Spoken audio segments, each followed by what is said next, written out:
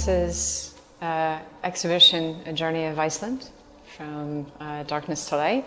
And it's my experience as a foreigner or somebody who's seeing Iceland for the first time. And my experience, and then Ina is responding as a local. When foreigners come to Iceland and they say, what should I do in Iceland? I say, well, you walk out the door and you take a left or you take a right, and that's the only decision you need to make that day, and see where that takes you.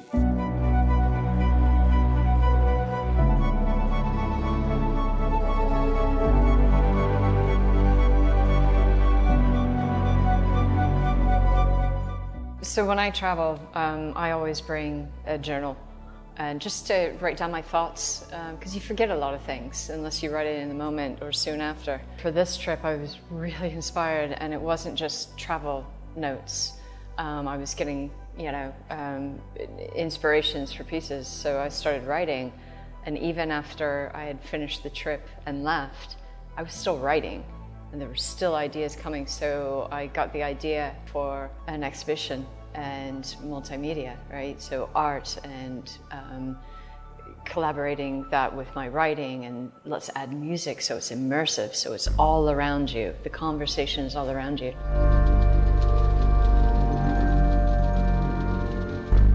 She's an alien and I'm a local. And so her experience, her epiphany, might not be the same as mine, but we've got this glöggt gests auga, keenest guest's eye. So what she was spotting was in fact what I knew, but I might have another take on it. And that's what I told her, that I wouldn't be illustrating her poems. I might be doing an expanded take on what she was seeing. I was the parrot on the shoulder saying, not true, not true, or very true. So it's a conversation, and so it's always worth listening to what other people see in your country and respond to that. Unseen is the first chapter, and that's more about the mysteries surrounding Iceland. It's that I can't quite place my finger on it. Sort of feeling. Some of that gets into, darker aspects and otherworldly aspects of it. And then you transition into weather, which is still can be dark, but and moody, because Icelandic weather is ever-changing, and it can be brutal. And some of it is like uncanny. And some of it is, in a way, dangerous. I hadn't felt sort of scared, which is good, by seeing some of the things or experiencing it. Possibly not reading too deeply into it, but it can be a scary place, but it's also a beautiful place.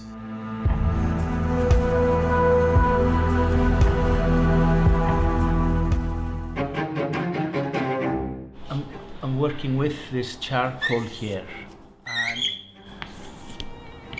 and I wanted to add into the exhibition sort of like the movement or inspiration of being in this house here, this old mansion, and add dogs.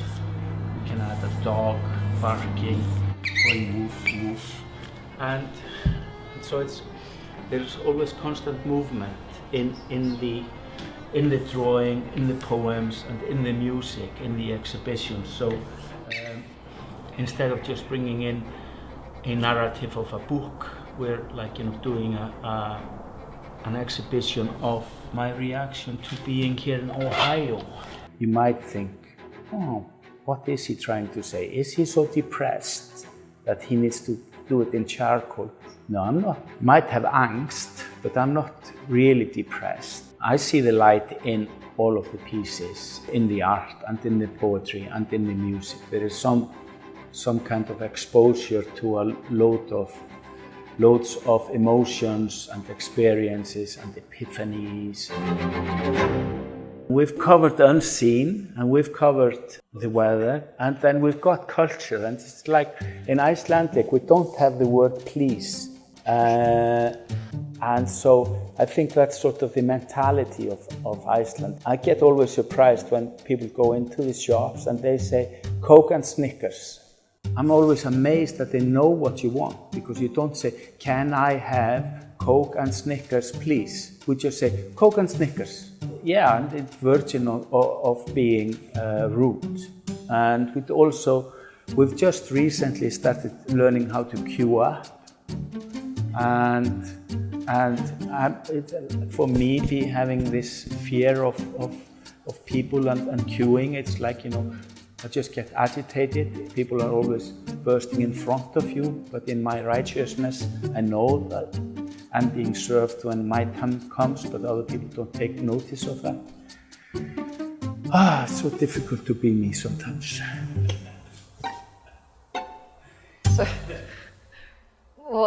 And this is a very good segue into culture. Icelandic culture can be mean and can be direct. In general, we are a very friendly nation, but we have our moments of reasonable lapses in being sensible. My interpretation of that wasn't necessarily being rude, right? But more efficient in language or being direct, right? There's no really questioning what an Icelander is saying or wants from you, right? My experience has just been more of a positive one. But I think I also have traveled enough to have realistic expectations. You don't get that Midwestern hospitality everywhere, right? But the culture, it was that warmth of the people and the art and the music that is everywhere.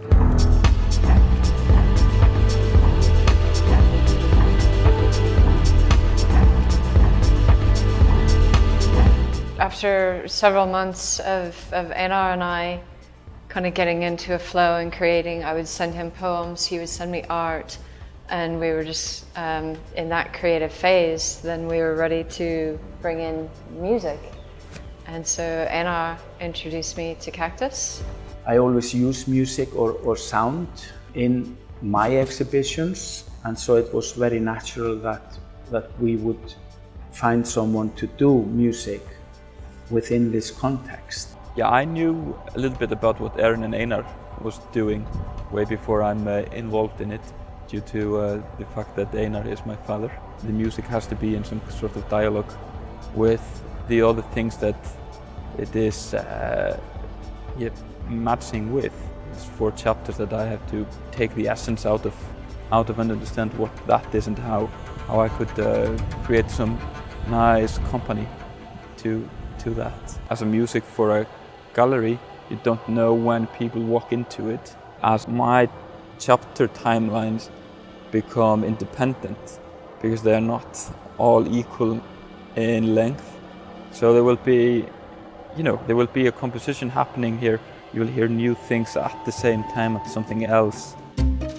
This exhibition is, it sounds complicated, sounds very sort of engrossing and like, do I understand it? But this is so easy to understand, and it's such an experience just to walk into it and get sort of this strange experience of a journey of Iceland and our version of a journey to Iceland. So it's like, it's not heavy. And these pictures and these poems, they make me smile.